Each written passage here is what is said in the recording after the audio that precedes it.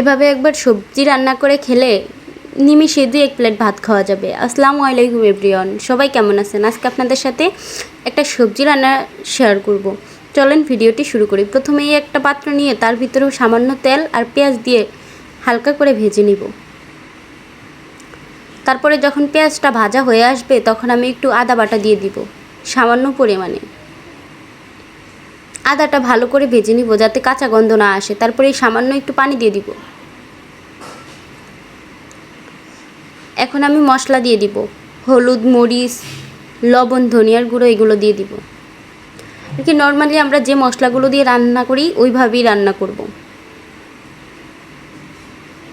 আমি তো শুধু মূলা দিয়ে রান্না করব, আপনারা চাইলে সাথে আরও বিভিন্ন সবজি দিয়ে অ্যাডজাস্ট করে রান্না করতে পারেন।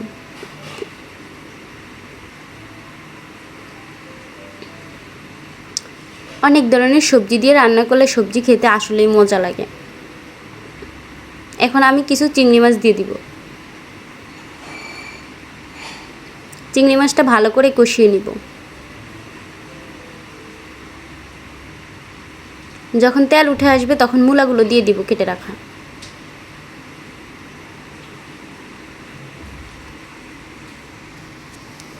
ভালো করে নাড়া দিয়ে দিব।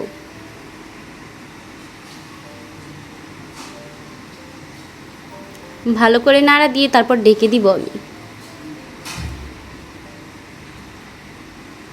কিছুক্ষণ পরে আবার ঢাকনা তুলে নিব।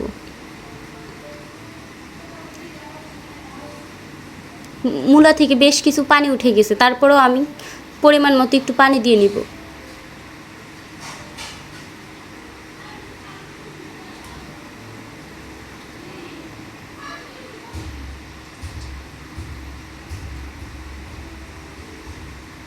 পরিমাণ মতো পানি দিয়ে আমি একটা নাড়া দিয়ে তারপর আবার ঢেকে দিব।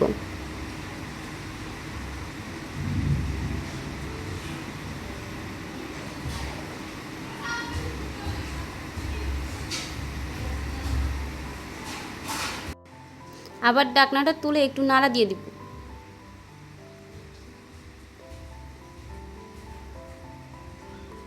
ভালো করে নাড়া দিয়ে আমি আবার একটু ঢেকে দিব।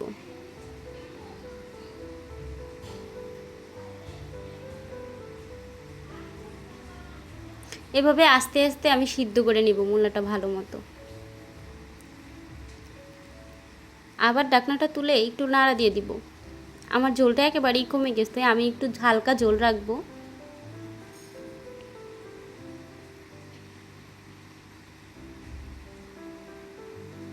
এখন একটু চামচের সাহায্যে আমি হলো যে মূলাটা একটু ভেঙে দিব।